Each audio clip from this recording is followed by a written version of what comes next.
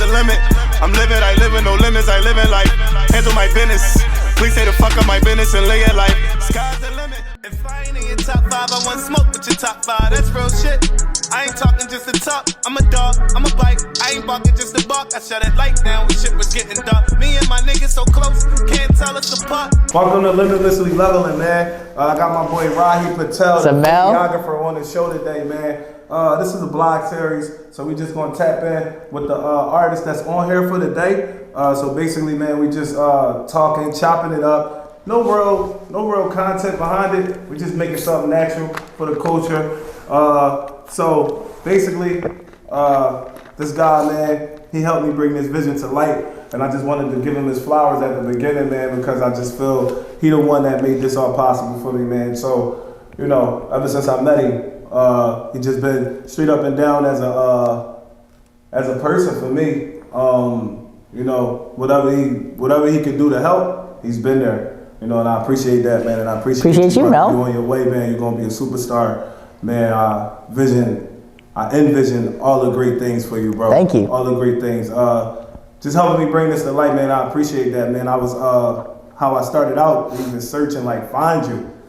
It was crazy because I was like desperate for a person who could just take me to the next level. I was desperate, so, you know, I just started asking everybody. Yeah. You know, do you know any videographers? Can you lead me anyway? And, you know, I was led your way. You know, when I came across your page, I was, you know, skeptical at first because I didn't know you was like a hip hop guy. Yeah. I was like, oh, right. like, you know, and I seen like you did a hip hop video, and I was like, all right, he did one, and that shit looked amazing, and I'm like, yeah. Which one was it? If I don't mind me asking, do you remember? I'm not really sure of the guy's name, but I do know that it was the one that you know, had the rap song. You know, right. And I just thought that, I was like, I gotta use this guy, I gotta give him a shot. Then we, you know, transpired with Limits. Right. I felt like my vision was everything I tried to display. You know, from the setting, from where we were at, what you gave for me, the green screen. Yeah. You know, I was big on that right there. Yeah, that was a cool one. Like, you know, we got to utilize the green screen. We have to utilize it, and I just kept saying to myself, like, if we get the opportunity to execute this with the green screen, I feel like this video is going to be something cool. It's going to be great. And, you know, it was so futuristic and just different from what everybody else was doing, man. And I just think that, you know, that was amazing. I love Limits, one of my favorite singles personally, because I was able to go outside myself. But, you know, just with that, man, just going forward, I just think that we're going to create so much more. And Limits just a beginning of what we created. I wanted to do go ahead. And no, I wanted to, you know, give you your props too. I really admire and respect you, you know, because it's, I do videos for a lot of artists, and you find artists who all want videos, right? But they're not willing to, like you. I remember the one day we went down to New York and we did the at the Marcy housing projects we did with Jay-Z, and and you know, I remember you telling me that was going to be the idea, and I remember we went, and it was so, like, it hit me so hard that man, like, I never would have gotten to see where Jay-Z was from had it not been for you. You know, you always have these cool ideas, and they're all like, you work so hard. I remember one of the shoots you had your kids there, like it's so. You know, it hits home a lot, you know, that someone, and I hope that, you know, when I do my work, I try to look up to people like you, you know, that do it for the love, you know, it's great. Speaking of what you do it for, man, like, how did you get into this, like, this vision? Like, oh man, like, where we at right now? Let me start off where we at. Like, we're in like a fucking garage. It's 30 degrees outside, and we fucking doing this shit, and it's working. So it's and our boy Zach is behind the camera. Yeah, so for Rod, I just feel like his vision, like, you see the set, you be like, wow. So like, just the vision, man, you know, in itself, man. How did this convey? How did you get this here? Where did it all start? Yeah. So so I remember I was in high school. I was a sophomore in high school. And at this point, I had nothing going. Like, I was ass at everything. I was, no, really. Soccer, bro? Don't get me wrong. Like, before we do the video, I'm very short, and I was very quick. I was extremely, and I was always good at sports. I was always good. I played ball a lot in my life. Every summer, every day we would live at the ball courts. You know, like 8 hours a day we would play ball. So, I played ball. I was very good at football. I was very good at soccer. Yeah. I was very good at sports until about 9th grade hit, and then everyone just outgrew me. And I was a very good running back. That's what I was. And if you couldn't, I was slippery. So, and I was a good athlete. But what happened, when I got caught, I would get destroyed because I was so strong. And I remember the day I quit football. I remember I was. And I had a big ego at the time because I came in from middle school and I was very good, and everyone's the same height, so I was extremely good. And I came in, I was like, you know what, put me up against him, coach. And it was a kid named Alex Arcangeli. I remember his name. And he's like this 6 foot, 250 pound. He's a huge dude. And at the time, I was like, I'm 5'4". I'm maybe hitting 115 pounds, and I think I'm the shit. So I go up to catch this ball, and I remember he hit me so hard.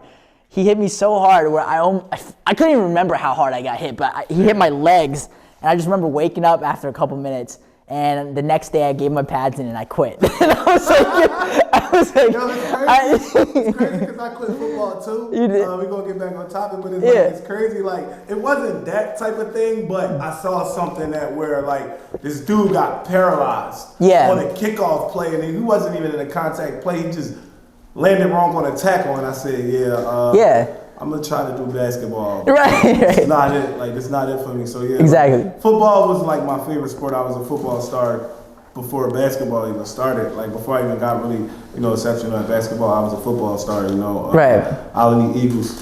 Yeah. Ozone. OZE for life. Albany Eagles. So man, I started out there, man. I embraced that neighborhood and all of that. So that was something cool. But football was my first love. Right here. I still love it, dog. Saturdays and Sundays, I don't work. Right. It's football. You just watch. Yeah, that's great. I don't really do nothing. I just just watch football. But yeah, man. Right. So that was the transition for you to transition. Yeah, because then I always thought I would play sports, and I was quick. But then you realize you're a kid. You're like, man, that's not really a dream. That's possible. You gotta keep it somewhere within the boundaries of reality, right? So I'm a sophomore, and I remember I was doing nothing. I was just sleeping all day in class. I was just doing horribly and everything. And I remember I was in my Spanish class one day, and I always loved movies. That was always one thing. When my mom was young, sometimes she didn't have many babysitters or whatever. She was working long hours. She would take me to the movies. I would spend all day there, and I would just watch a ton. I love the movies, and it's always been a solace of mine. Anytime. That's how I could relate, it's through movies, And I felt at home there, funny story is when I came from India, my mom had me when she was young, so my grandparents raised me, but I was raised thinking they were my parents. Mm-hmm. So I came here, and now you're meeting your mom, but you think she's a stranger, So the first thing she did was we couldn't bond, but she took me to see my first movie, which was Stuart Little. Right. And she got me water ice. And, from that day, I just loved the movies. That's the only way I felt I could connect to people, Wow. So fast forward to sophomore year, I'm sleeping all the time in class. And, and one day someone pulls up a video and they're like, yo, look at this. Someone in our school created this. Right. And it was my boy, Matt. He's one of my best friends. He's the reason I got into this. So shout out to Matt. Yeah, Matt. Matt. One of I got you, I got Matt, got my boy Zach back here. It's some of my best friends. But, I'm watching this video. I'm like, man, I got to find this dude. This is great. Yeah. And I didn't really know what I wanted to do with my life, but I thought man, whatever it is, something drove me to that, right?